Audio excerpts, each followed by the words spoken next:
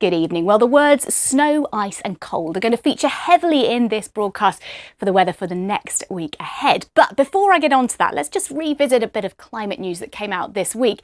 And that is that 2023 was declared officially globally the warmest year on record. Just look at how these temperatures have been increasing. This is since 1967. So 2023, we're at 1.48 Celsius above the pre-industrial era. And that is, of course, perilously close to the 1.5 Celsius agreed by most of the world's nations at the Paris Climate Accord in order to stave off the worst effects of climate change. But of course, in a warming world, we still do get these spells of cold weather. It was minus 44 in Sweden last week, and the week ahead, it's the UK's turn to see something quite a lot colder.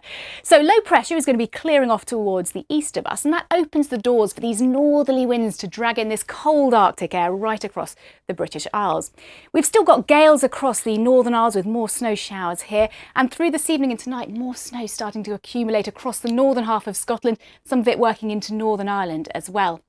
It is going to be a cold night, I think, wherever you are. Temperatures -2 or -3 in our towns and cities, but colder than that in the more rural spots.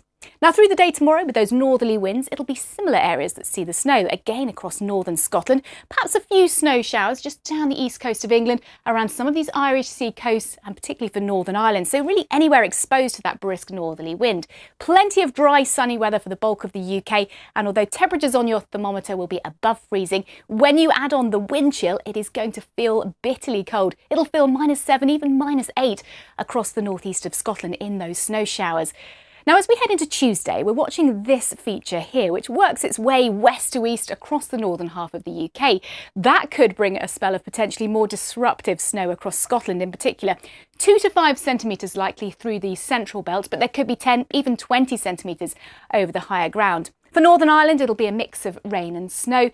Northern England also seeing some sleet and some snow, whereas further south, you're probably going to stay dry, but will be another cold day on Tuesday, I think, wherever you are.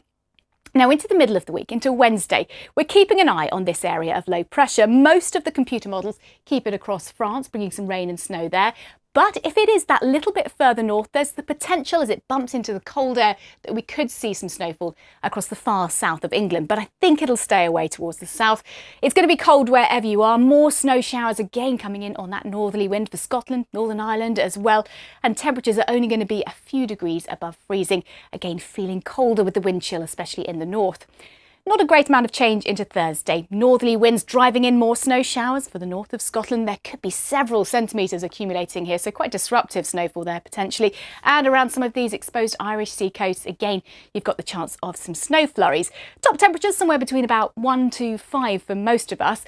And then a subtle change towards the end of the week as higher pressure starts to nudge its way in from the Atlantic. So that will try and squeeze away most of the snow showers. Still a few of them by Friday moving into the far northwest, but lighter winds, a little bit milder by this stage in the week, but certainly lots of cold weather before we get there.